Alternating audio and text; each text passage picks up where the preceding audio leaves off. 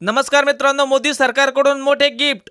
केंद्र सरकारने घेतला मोठा निर्णय, तो म्हणजे 16 लाख कोटी रुपयाचे कर्ज रातोरात झाले माफ. मित्रांनो, आता हे 16 लाख कोटी रुपयाचे कर्ज कोणाचे माफ झाले?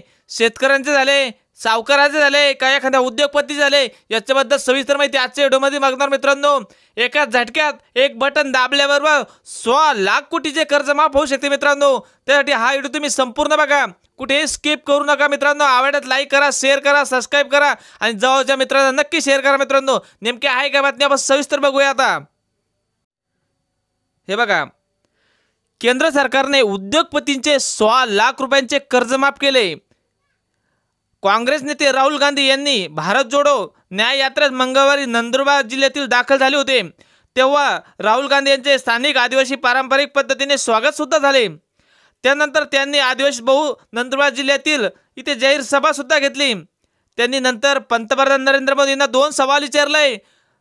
पंतप्रधान नरेंद्र मोदी यांनी देशातील 20 ते 25 अब्ज कोटी म्हणजे 16 लाख कोटीचे कर्ज माफ केले मित्रांनो. ते सुद्धा एका रात्रीमध्ये आणि एक बटन दाबून. हे कोणाचे माफ झाले? फक्त उद्योगपतींचे झाले. त्यामध्ये आपला गरीब शेतकरी कुठे नाही मित्रांनो, किंवा एखादा सामान्य व्यक्तींचं नाही, किंवा कोणा गरीबाचं नाही. हे फक्त उद्योगपतीचे कर्ज माफ झाले. शेतकऱ्यांचे कर्ज माफ का होऊ शकले नाही, असा सुद्धा सवाल आपले राहुल गांधी यांनी केला.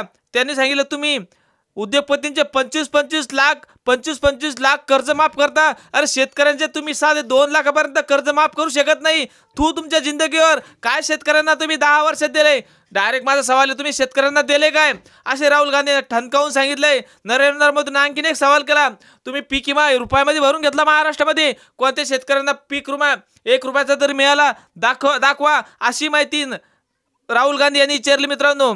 माहिती आवडल्यास लाईक करा, शेअर करा, सबस्क्राईब करा. तोपर्यंत धन्यवाद.